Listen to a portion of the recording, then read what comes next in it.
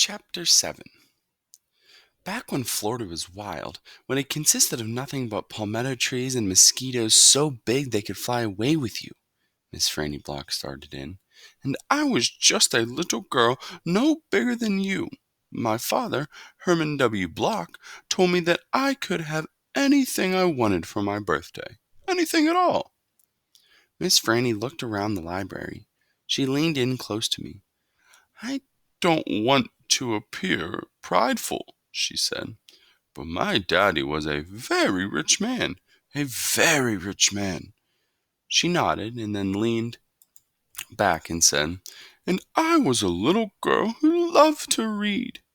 So I told him, I said, Daddy, I would most certainly love to have a library for my birthday.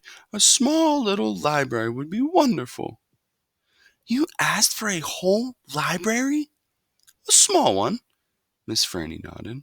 I wanted a little house full of nothing but books, and I wanted to share them too. And I got my wish. My father built me this house, the very one we are sitting in now. And at a very young age, I became a librarian. Yes, ma'am. What about the bear? I said. Did I mention that Florida was wild in those days? Miss Franny Block said. Uh-huh, you did. It was wild. There were wild men and wild women and wild animals. Like bears? Yes, ma'am, that's right. Now, I have to tell you, I was a little Miss Know-It-all. I was a Miss Smarty Pants with my library full of books. Oh, yes, ma'am, I thought I knew the answers to everything.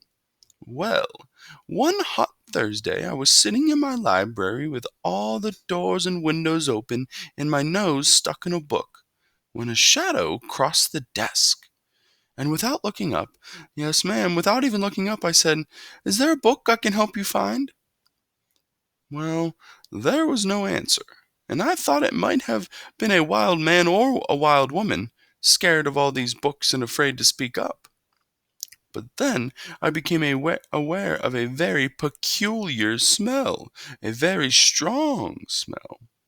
I raised my eyes slowly, and standing right in front of me was a bear. Yes, ma'am, a very large bear. How big? I asked. Oh, well, said Miss Franny, perhaps 3 times the size of your dog. Then what happened? I asked her.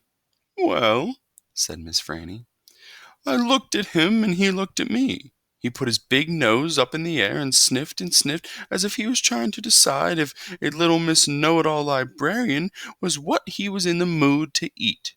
And I sat there, and then I thought, well, if this bear intends to eat me, I am not going to let it happen without a fight. No, ma'am. So very slowly and very carefully I raised up the book I was reading. What book was it? I asked. Why, it was War and Peace, a very large book. I raised it up slowly, and then I aimed it carefully, and I threw it at the bear and screamed, Begone! And do you know what? No, ma'am, I said. He went. But this is what I will never forget. He took the book with him. Nuh-uh, I said. Oh, yes, ma'am, said Miss Franny. He snatched it up and ran. Did he come back? I asked. No, I never saw him again. Well, the men in town used to tease me about it. They used to say, Miss Franny, we saw that bear of yours out in the woods today. He was reading that book, and he said he was sure it was good, and it would be all right if he kept it for just another week. Yes, ma'am. They did tease me about it, she sighed.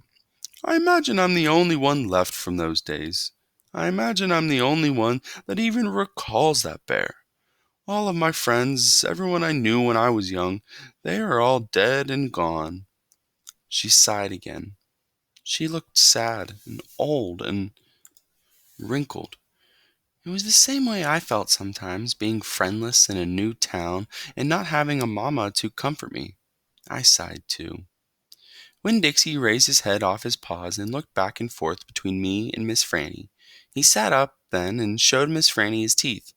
"Well, now look at that," she said. "That dog is smiling at me." "It's a talent of his," I told her. "It is a fine talent," Miss Franny said. "A very fine talent." And she smiled back at Winn-Dixie. "We could be friends," I said to Miss Franny. "I mean, you and me and Winn-Dixie. We could all be friends." Miss Franny smiled even bigger. "Why, that would be grand," she said. "Just grand." And right at that minute, right when the three of us had decided to be friends who should come marching into the Herman W. Block Memorial Library, but old pinch-faced Amanda Wilkinson. She walked right up to Miss Franny's desk and said, "I finished Johnny Tremaine and I enjoyed it very much. I would like something even more difficult to read now, because I am an advanced reader." "Yes, dear, I know," said Miss Franny. She got up out of her chair. Amanda pretended like I wasn't there. She stared right past me. "Are dogs allowed in the library?" she asked Miss Franny as they walked away. "Certain ones," said Miss Franny. "A select few." And then she turned around and winked at me. I smiled back. I had just made my first friend in Naomi, and nobody was going to mess that up for me, not even old pinch-faced Amanda Wilkinson.